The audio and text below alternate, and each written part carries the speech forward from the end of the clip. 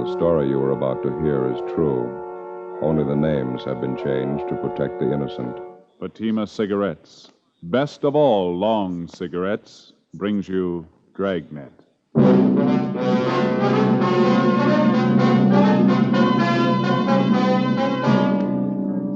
You're a detective sergeant. You're assigned to narcotics detail. A band of dope peddlers launches a full-scale operation in your city. Their merchandise, marijuana. Their victims, high school students. Your job, get them. You'll be amazed when you compare Fatima with other long cigarettes. You'll find they now cost the same. But in Fatima, the difference is quality. You see, Fatima is the quality king-size cigarette because it contains the finest Turkish and domestic tobaccos superbly blended. And Fatima is extra mild, with a much different, much better flavor and aroma than any other long cigarette. So compare Fatima yourself. Fatimas now cost the same as other long cigarettes, but your first puff will tell you... Ah, that's different. Yes, in Fatima, the difference is quality. Ask your dealer for Fatima, the quality king-size cigarette. Best of all long cigarettes. Start enjoying Fatima tomorrow.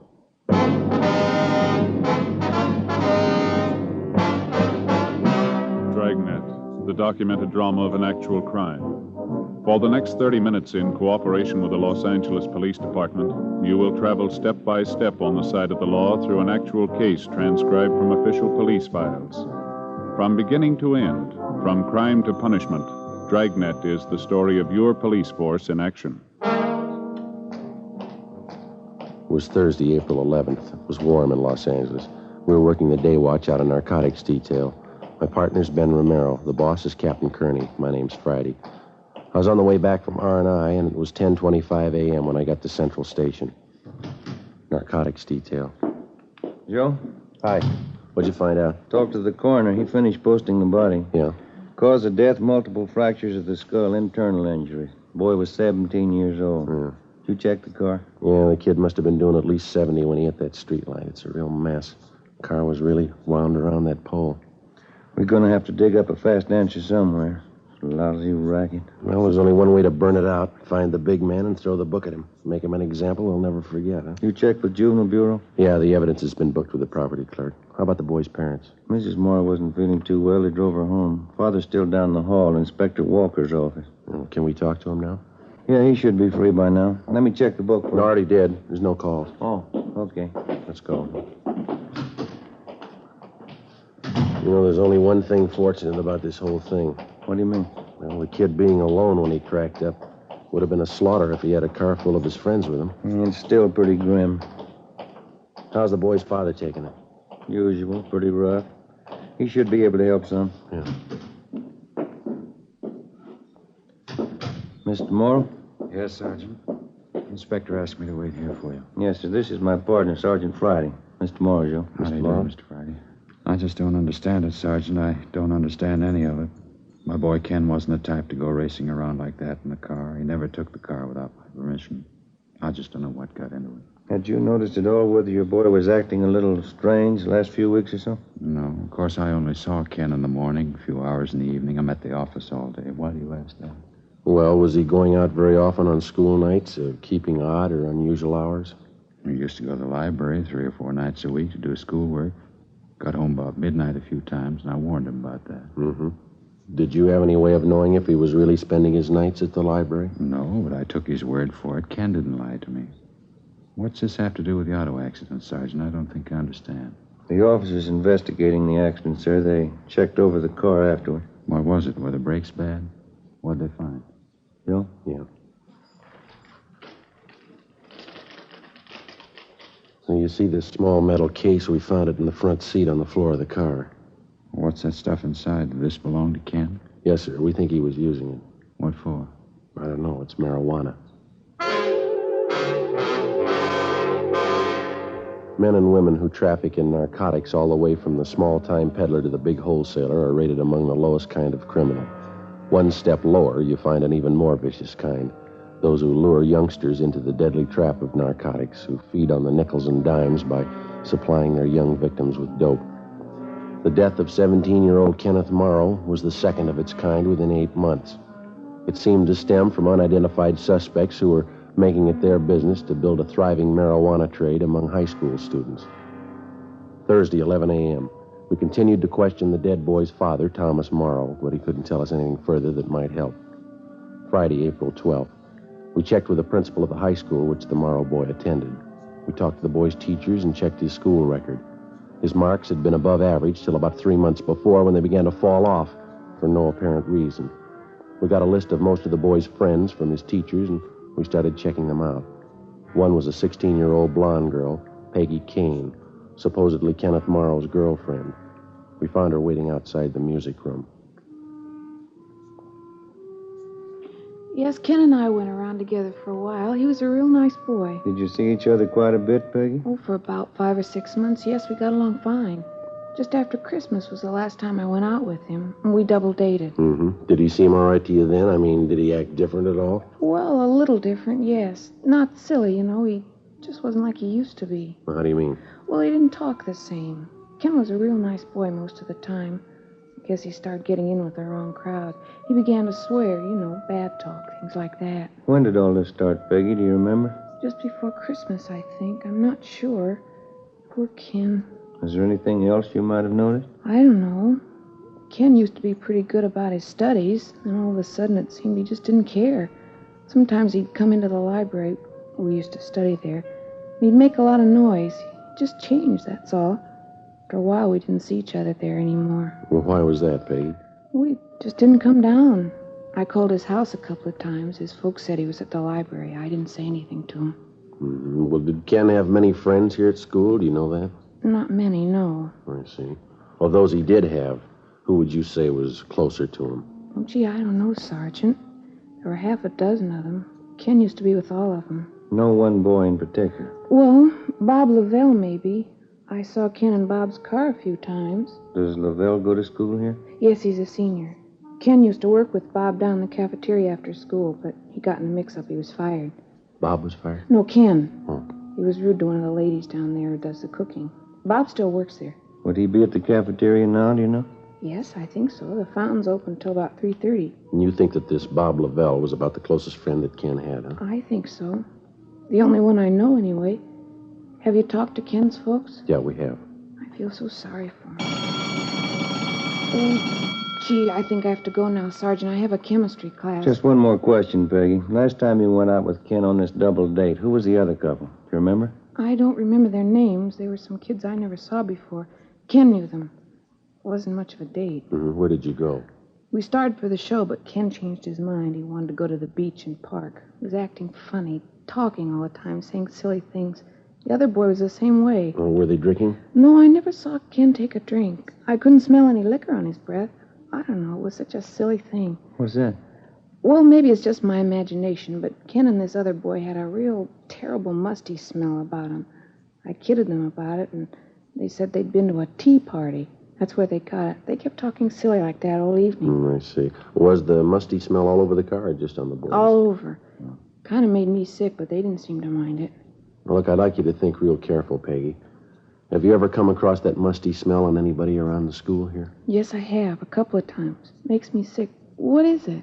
Who did you notice it on, Peggy? Bob Lavelle.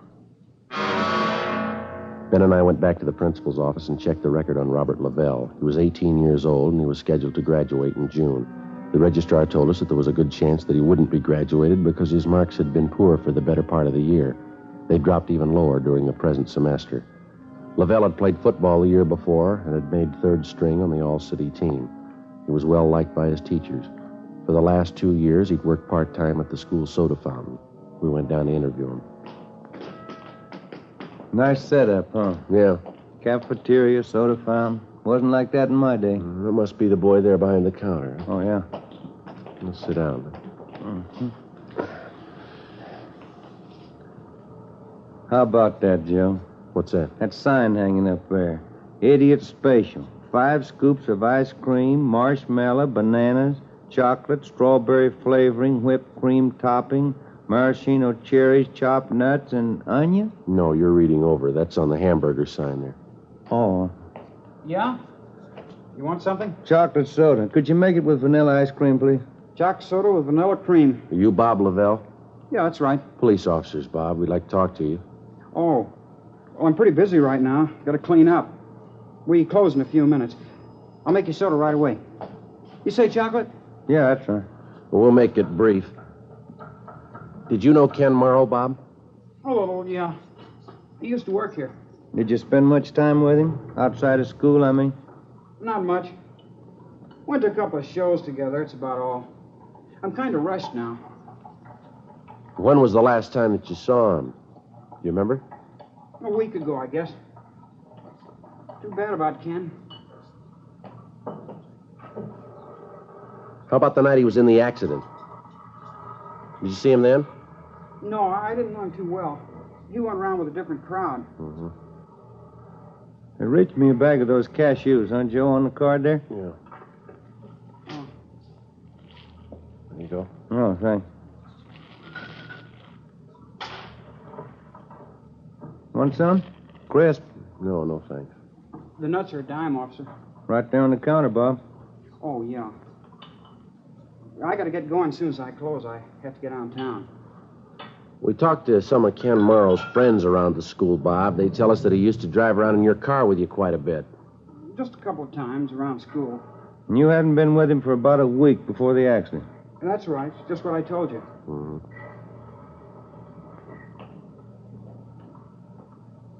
You want a little whipped cream on that? Yeah, Lil. How about a cherry? Good idea. There you are. Thank you. Too late to fix a hamburger? Yeah, I really got to close up. It's getting a little late, officers. I'm going to have to close up right now. Well, we'll make it fast. Did you notice anything different about the Morrow boy in the last few weeks? Anything peculiar at all? No, he was the same as ever. I didn't notice anything. All right, look, Bob, we're going to lay it out for you. Did you know he was using marijuana? No, I didn't know anything about it. You have any idea where he might have gotten it? I wouldn't know that. Look, you mind if I lock up the counter now? I'll come around the other side. Sure, go ahead. I didn't know that about Ken, officer. I wouldn't know where he got the stuff. You sure he was using Mary? Well, we found some in his car. We found some more in his locker upstairs. That's tough. Anything more, officer? I gotta hurry. Well, it's just routine, Bob. We did the same with the other boys we talked to. We'd like to check your locker. You don't mind, do you? I gotta get downtown. I'm late now. Your locker's just upstairs, isn't it? Won't take that long. It's important to me. I gotta get downtown. We've got our car outside. We'll drive you down. We'll be down there in no time. No, I've already got a ride. Can't you check it tomorrow? Not going to take a minute, Bob. Now, let's go, huh? All right. Say, I happen to remember I didn't bring my locker key today. That's so. Yeah. Come to think of it, I don't know where it is. Guess I lost it. Well, they must have a pass key around here, don't they? I don't think so. Well, we'll ask at the office, huh? You're putting me in a jam, officer. That's going to take time. I'm due downtown. I'm sorry, Bob, but we got to check it. I got my locker all jammed up with stuff. It'll take us an hour. Office is down there, Joe. Yeah, all right, let's go. I don't know why you're picking on me. My locker's jammed. They can't get it open. Why are you picking on me? Let's ask him here. Go ahead, Bob. Close the door. Yeah? I got my key. I'll show you. Robert Lavelle took us to his locker and opened it. Hidden inside one of his gym shoes, we found 4 sticks of medium-grade marijuana. We took them, put them in an envelope, and sealed it. On the way downtown, the boy told us that he'd been buying this stuff for about 6 months and reselling it to some of the students at the high school. Said that he paid 50 cents apiece for the sticks and sold them for 75. He was an occasional user himself. Before we turned him over to the juvenile officers, he told us that a man named Ray Jensen supplied him with the marijuana. Jensen's address was a trailer camp in the southwest part of Los Angeles. We drove out and checked with the operator of the camp. He pointed out Jensen's trailer at the rear of the camp. That one, Joe? The blue and gray one? Yeah, this is good right here. Yeah, okay.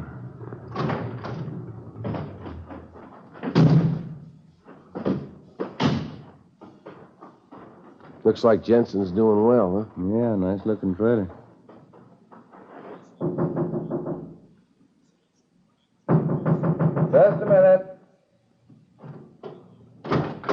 Yeah? Police officers. All right, open it up. Get out of here. Come Get on, out. watch it, Joe.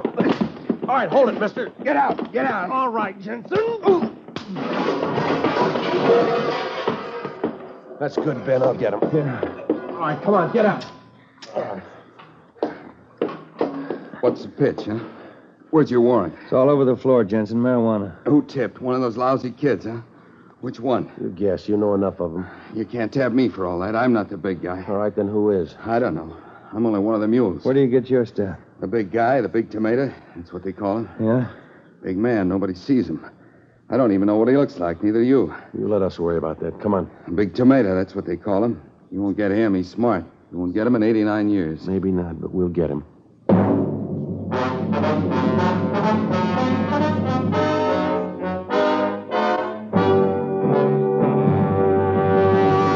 You are listening to Dragnet, authentic stories of your police force in action. Now, here's an authentic report from Fatima Cigarettes. 1949. Fatima more than doubled its smokers coast to coast. 1950. Another record-breaking year, with more long cigarette smokers insisting on Fatima quality than ever before. In 1951, enjoy Fatima quality yourself. Yes, friends, in Fatima, the difference is quality. Quality of tobaccos.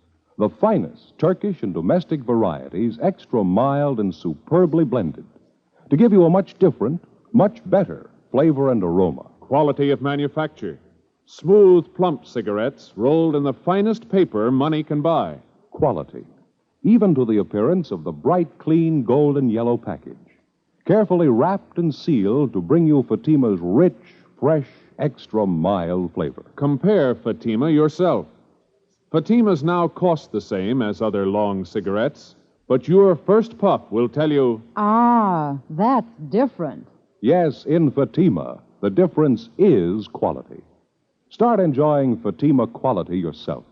Insist on Fatima, the quality king-size cigarette. Best of all long cigarettes.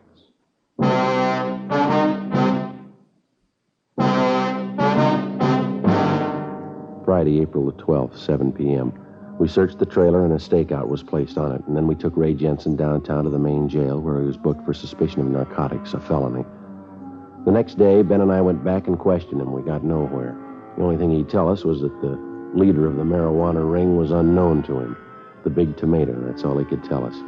We went back and started rechecking leads furnished us by some of the high school boys who'd purchased narcotics from Robert Lavelle. They all ended nowhere. Meantime, the flow of marijuana into the schools and into the hands of the teenage students continued. We'd no sooner choke off one source of supply when two more would turn up. We knew that there was only one real solution: find the gang leader and wipe out the entire supply and distribution setup. We stayed on it. Monday, April 22nd. Ben got a call from one of his informants that he had a lead on the source of marijuana on the east side of town. The informant's name was Willie Breck, a groundskeeper at a golf course near one of the city high schools. We drove out to talk to him. We located Breck by the clubhouse near the first tee. On the tee now, Art Dory, Richmond, Virginia. You remember my partner, don't you, Willie? Joe Friday? Oh, yeah. Hi. How are you, Willie? Kind of busy today. Big tournament. Yeah, quite a crowd you got here. It's a nice turnout. Yeah, you've been having trouble, huh? Out of Mary in town? Yeah, you think you can help us? Maybe I can. Dirty business, huh? Working high school kids with that stuff. It's real dirty. Any ideas, Willie? Don't know how much of it's true. It's all from the grapevine downtown. The boss is somebody they call the Big Tomato. It's a funny one, huh? Any idea who he is? Couldn't say. He's getting lots of this stuff in, though. Usual feed line over from Mexico. Mm-hmm. What else, Willie? I hear there's more on the way. Don't know when, though. All for high school trade. Guess they figure they got a good business. How'd they getting junk over, do you know? No, but it's getting here. Most any kid can get some over on this side of town. Imagine that. Kids in their teens. Weed hits. Yeah. How about this Big Tomato, Willie? No word at all? Just one. Pretty thin. Yeah. There's a connection. Lives over on Hauser Boulevard. Got his number here somewhere. It's supposed to be the main connection for this tomato guy. Oh, yeah. There's his address. Third number there. It's a 6. Guy's name is Tony Childs. Is he supposed to handle all the stuff? Most of it, I hear. Gets it all from the Big Tomato. That about it? That's it. Tony Childs. You got the address. Many thanks, Willie. Anything comes up, you'll call, huh? Sure thing. How's the job out here? Better than yours. I sure wouldn't want it. Working every day around joy poppers, mules, mainliners. Well, somebody's got to do it, Willie. Yeah, but not for me, Sergeant. Those dopesters are all lice, selling junk to kids. Guess you met the lowest, huh? No, not yet. We're looking for him.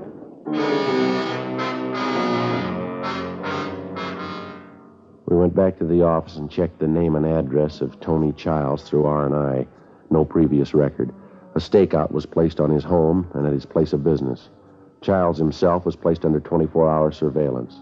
A week passed. Nothing happened. Another week. Still nothing. There was no let-up in the supply of marijuana finding its way into the city and then into the schools. We couldn't see the beginnings of the racket, but we saw the end result. The percentage of juvenile users was still on the upswing. Wednesday, May 8th. We heard rumbles of another big marijuana buy in the offing. Either it failed to materialize or we missed it. Friday, May 10th. Ben and I took our turn shadowing the suspect, Tony Childs. Can you see him from here, Joe? Yeah. He's still in the barber shop. There's two guys with him. Yeah. 4:10. We better check in, huh? Yeah, I'll call in, huh? Drugstore there. Must have a phone. Yeah, all right. I'll be right back.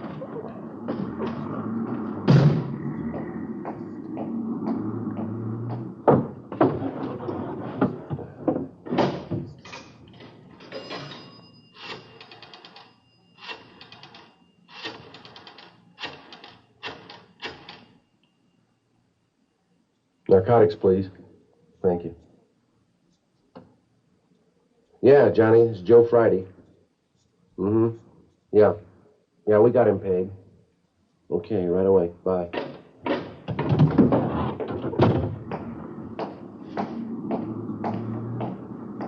What have you got? Tony Childs. They want him picked up right away. How come? Well, they just raided his place. They found 32 ounces of weed in his room. Supposed to have more on him. Well, let's go. Come on. What do you think? Trouble? Well, don't be surprised.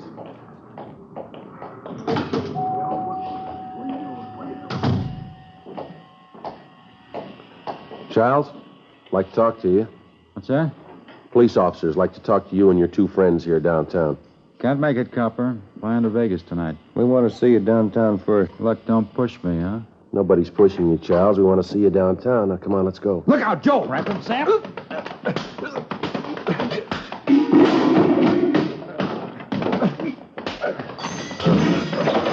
Watch it!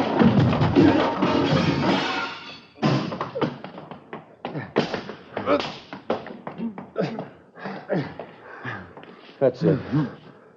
3 of them. Okay. I'll get him. All right.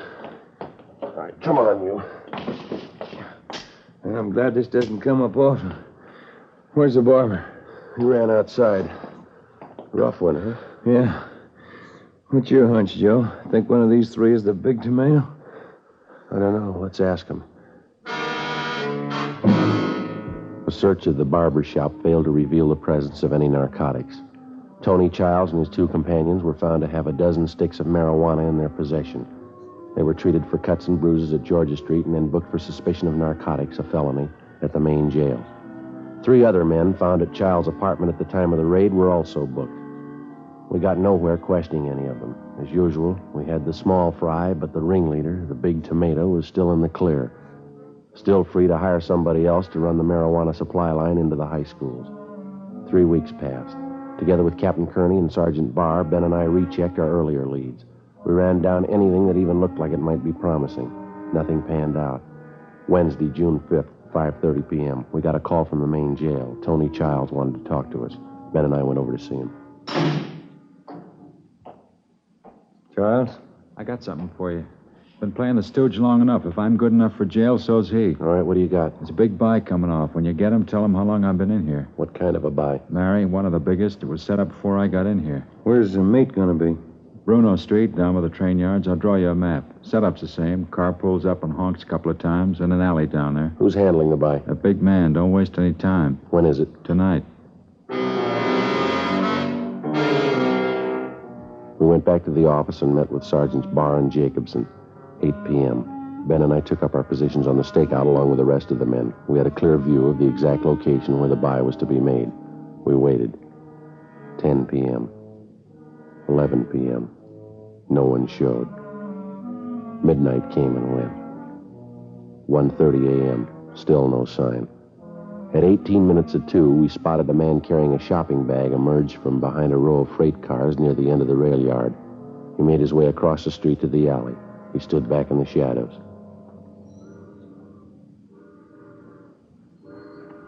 As soon as the car gets in the alley, we pull up and block it, huh? Yeah, that's right. Beck will do the same thing down at the other end.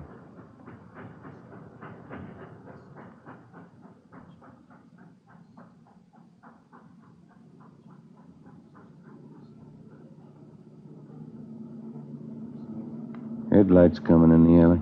Wait a minute.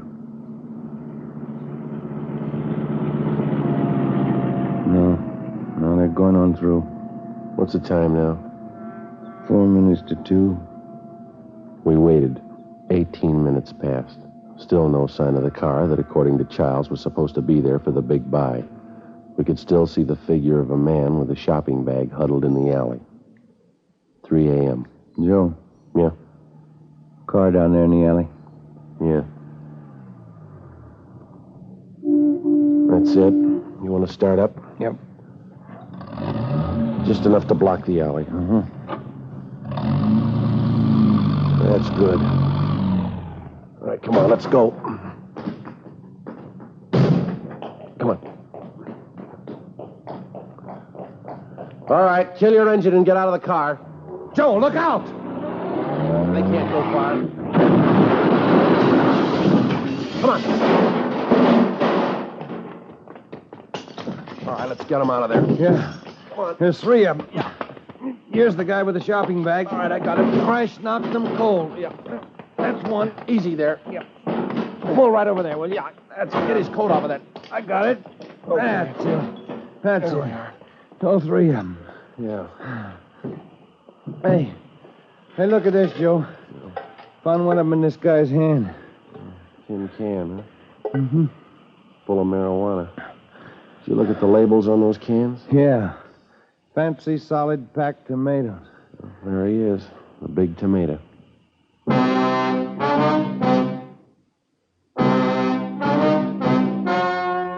story you have just heard was true. Only the names were changed to protect the innocent. On October 3rd, trial was held in Superior Court, Department 89, City and County of Los Angeles, State of California. In a moment, the results of that trial. Now, here is our star, Jack Webb. Thank you.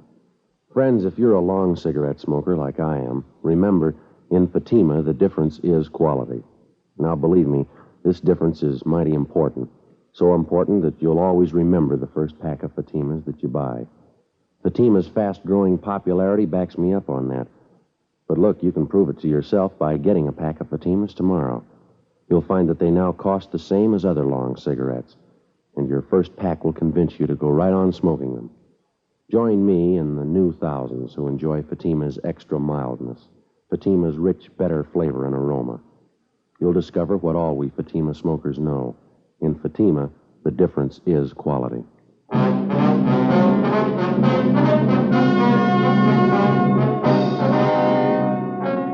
John A. Stanson, alias the Big Tomato, along with his associates in the narcotic gang, was tried and convicted for violating the State Narcotic Act.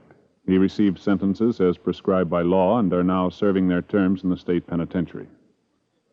The radio editors of the United States and Canada have named Dragnet the best radio program of its type for 1950.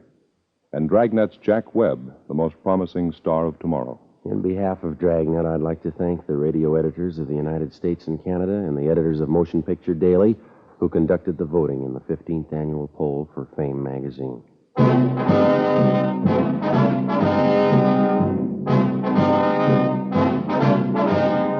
You have just heard Dragnet, a series of authentic cases from official files. Technical advice comes from the Office of Chief of Police W.H. Parker, Los Angeles Police Department. Fatima Cigarettes, best of all long cigarettes, has brought you Dragnet, portions transcribed from Los Angeles. Later, hear Spellbound with Joseph Cotton on Screen Directors on NBC.